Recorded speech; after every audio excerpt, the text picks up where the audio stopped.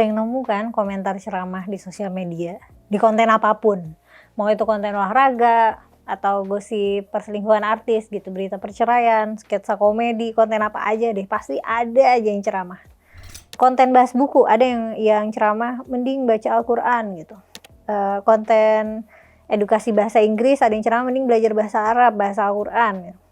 Konten fashion orang berjilbab itu juga masih diceramahin, itu lekuknya masih kelihatan, lehernya kelihatan gitu, atau apa gitu. Nah, menariknya konten olahraga perempuan bercadar tuh aku pernah lihat itu juga dibanjiri ceramah gitu, misalnya itu masih kelihatan bentuk betisnya, itu masih agak terawang, atau disuruh di rumah aja gitu, perempuan bercadar di rumah aja jam 6 pakan diri.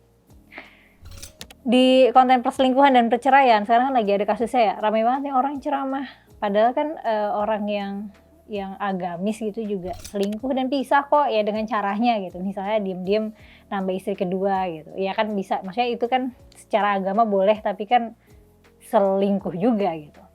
Ya maksudnya agama itu nggak mencegah hal-hal kayak gini pada manusia yang memang moralnya itu korup gitu, malah bisa aja dia pakai argumen agamis untuk membela kebejatannya gitu. Tapi di luar perilaku yang orang tidak setujui gitu ya, kegiatan inosen itu juga jadi sasaran ceramah gitu. Konten baca buku, suruh baca Quran. Aku kadang kalau lagi bahas buku digituin juga di sosmed pribadi aku, makanya jangan baca novel terus, baca Quran gitu, atau kayak itu baca buku tebel banget, Qurannya udah dibaca belum? Ya kalau iseng aku balas udah gitu, atau aku tambahin udah kalau kamu udah belum gitu.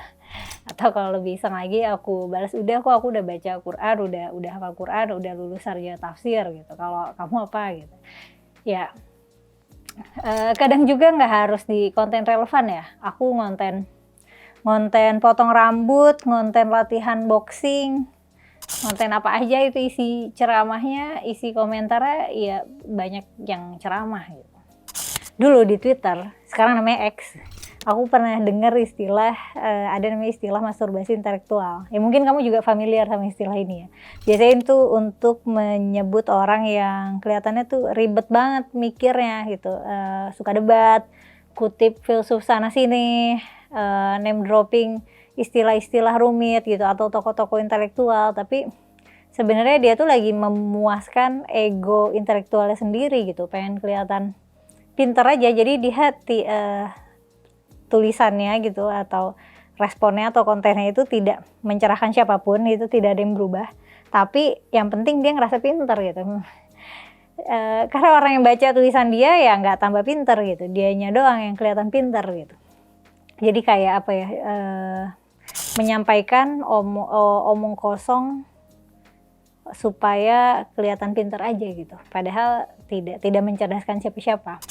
Nah ini aku rasa ini mirip juga kayak fenomena orang yang di mana-mana komentar ceramah gitu, ngutip-ngutip dalil yang sering nggak pada konteksnya, name dropping istilah-istilah yang nggak umum gitu, istilah-istilah fikih atau istilah dalam studi Islam yang orang nggak familiar gitu, ya supaya kelihatan pintar aja.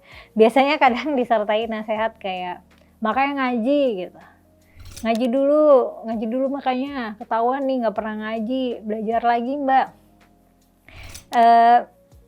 Sebenarnya ya to be fair, aku rasa gitu ya, jika didata secara statistik gitu, jika ada datanya, mungkin hanya akan ada sedikit sekali populasi orang yang mengaji lebih baik dari aku. Tapi bukan karena aku rajin atau aku pinter gitu. Ya karena kebetulan sepanjang sekolah, sepanjang masa pendidikan aku di pesantren.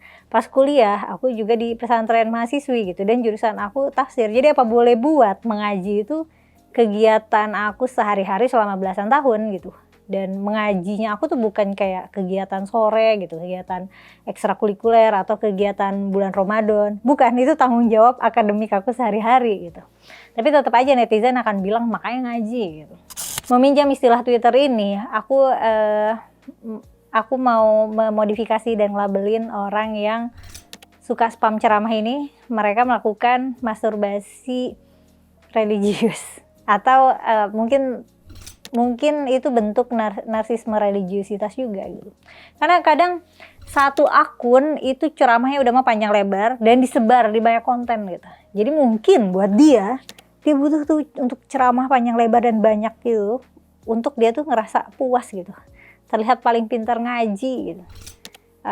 Untuk ngasih sensasi kalau dia tuh dia orang paling suci, dia dia bangga gitu, dan dia ngerasa ada rasa dekat sama Tuhan gitu.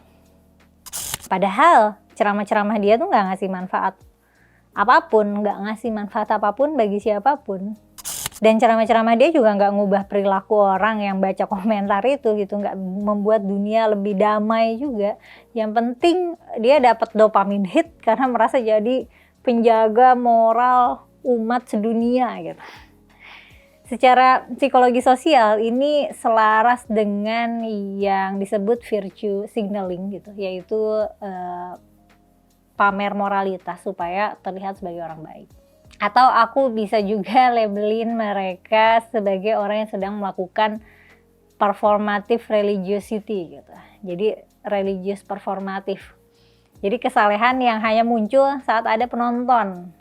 Kayak ada kan tuh pejabat kita mau lagi di podium, dia minum tiba-tiba kayak duduk dulu gitu karena itu sunnah.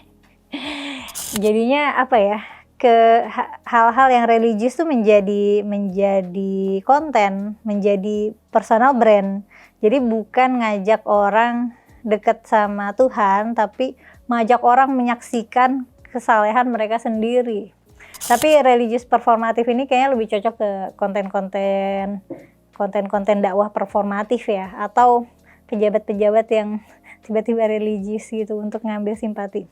Ya ini nuansanya kayak suzon emang ya. Tapi ada kan konten misalnya orang kontennya tuh ini aku bangun tidur jam 3 pagi sholat tahajud gitu, atau konten apa gitu yang pokoknya intinya pamer dia misalnya ibadahnya banyak gitu.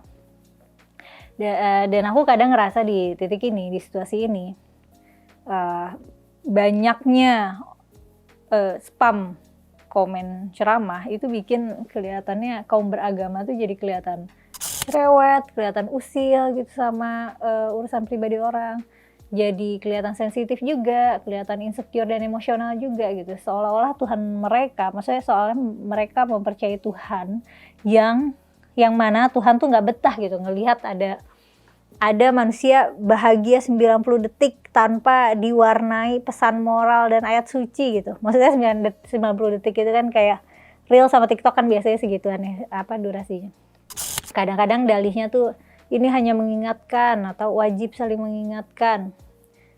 Tapi kan mengingatkan ke orang yang kita nggak kenal dan tidak disertai empati, itu kan bukan ngingetin, itu mah menghakimi gitu atau mengintimidasi.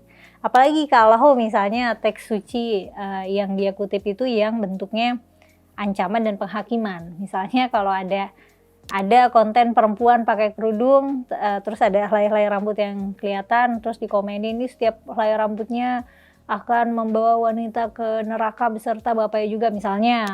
Atau kalau misalnya ada laki-laki yang kelihatan feminin, terus dia ngasih hadis yang ini adalah orang-orang yang layak dieksekusi mati atau layak didorong dari gedung yang tinggi gitu. Itu kan ngancem ya. Aku sih nggak mengkategorikan spam ceramah kayak gini sebagai dakwah ya. Ini ancaman dan intimidasi. Dan teks suci menjadi alatnya. Karena sosmed itu ruang publik, menasehati di ruang sosial media itu sama saja dengan menghakimi di ruang publik. Aku pribadi berburuk sangka pada orang yang rajin spam ceramah. Itu mereka bahkan gak peduli sama Tuhan, gak peduli sama manusia lain. Mereka pedulinya sama kepuasan ego mereka sendiri. Ya emangnya ada gitu orang tersentuh karena komentar-komentar ceramah.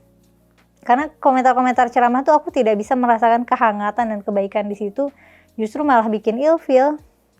Biasanya yang ramai ceramah itu juga misalnya di konten perempuan yang secara publik sudah menunjukkan nggak pakai kerudung lagi misalnya.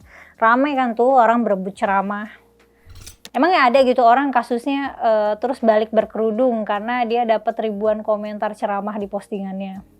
Nah, komentar-komentar ceramah itu ya bukan apa ya, bukan bentuk kepedulian, itu usil, dan itu adalah ekspresi narsisme beragama gitu, yang harus mereka tunjukkan di kolom komentar gitu.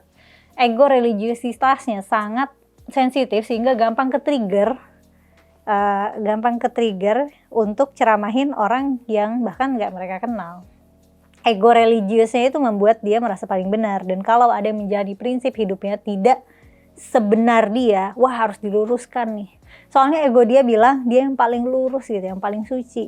Buat orang-orang ini, agama tuh bukan, agama performatif tuh bukan hubungan personal dia sama Tuhan gitu.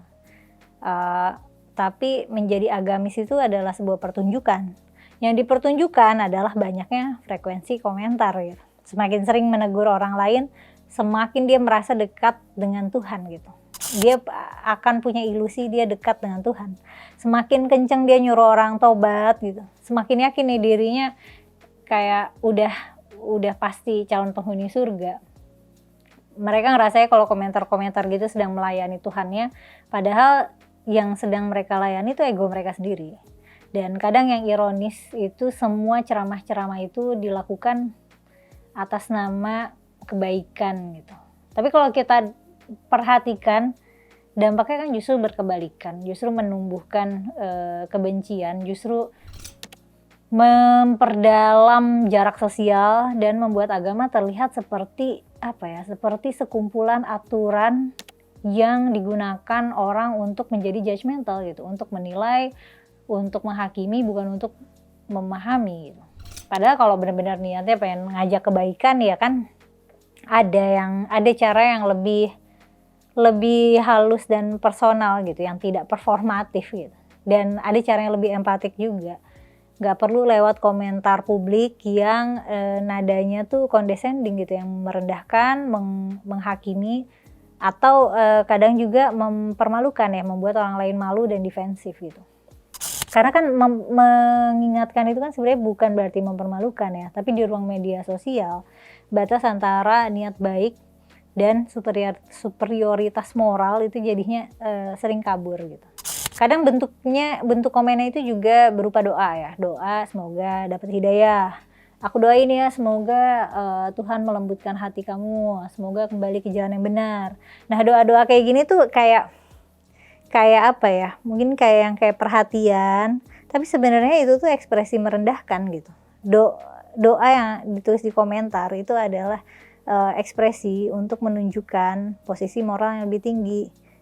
Kalau misalnya doain gitu, aku doain ya semoga kamu tobat, yaitu menegaskan hierarki antara ya gue nih, lu tuh tersesat makanya gue doain tobat, sementara gue tuh yang terselamatkan gitu.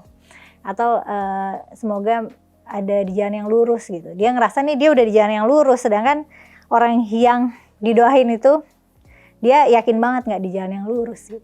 Karena doa yang kayak gini tuh ditujukannya kan bukan kepada Tuhan gitu, tapi kepada pemilik konten gitu, kepada orang yang dia tuju, sekaligus kepada audiens, agar orang lain lihat nih, agar terlihat seperti orang yang bijak, suci, rajin berdoa gitu. Dan dia adalah suci dalam menghadapi pendosa. Ya, komen doa mah itu bukan komunikasi vertikal antara manusia dan Tuhan, itu panggung horizontal antara sesama manusia. Nah, tapi Tuhannya dijadikan properti pembenaran. Lagian juga kayak yakin banget doanya makbul gitu, kayak merasa punya jalur langsung ke Tuhan gitu. Padahal siapa yang tahu gitu kalau doanya didengar, dan kalau niat di dalamnya itu beneran perhatian gitu dan bukan sombong. Karena doa mah tinggal doa aja, nggak usah komen gitu. Soalnya kalau doa di kolom komentar itu kan aku ngelihatnya itu bukan karena menginginkan perubahan orang lain, tapi ingin mengukuhkan ilusi bahwa diri sendiri tuh udah dekat sama Tuhan, sehingga merasa bisa menilai siapa, lu nih belum deket nih sama Tuhan gitu.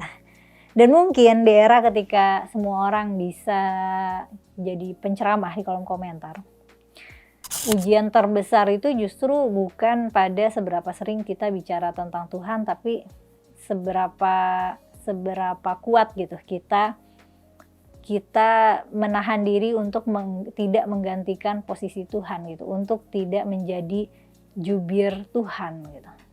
Karena kalau setiap hal harus disertai nasihat gitu, bahkan kepada orang yang nggak kita kenal gitu, atau setiap kegembiraan, kalau lihat orang senang-senang gitu harus disertai ancaman dan was-was gitu, harus ditakut-takutin, atau jika setiap perbedaan itu harus diluruskan.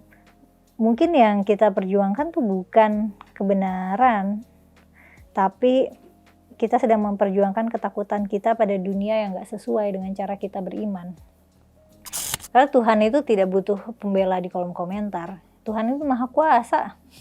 Yang dibutuhkan kita semua, butuhkan manusia-manusia, mungkin kita harus berhenti merasa paling benar dan paling suci. Dan mungkin kita juga perlu jujur sama diri sendiri. Sebenarnya apa sih yang kita cari ketika kita merasa perlu menegur, kita perlu menasehati, atau kita perlu mengoreksi hidup orang lain? Itu apa sih yang sebenarnya kita cari gitu? Apa benar kita peduli pada kebaikan mereka, atau karena tanpa sadar kita yang butuh merasa lebih benar. Kita merasa butuh lebih suci dan merasa lebih superior secara moralitas dan secara religiusitas gitu. Jadi kalau begitu, komentar ceramah dan doa itu masih bisa disebut dakwah nggak? Atau sebenarnya itu cuma cara lain kita membangun identitas di atas rasa bersalah orang lain? Kalau menurut kamu gimana? Tulis kolom komentar ya. Makasih udah nonton sampai selesai. Sampai ketemu di konten selanjutnya.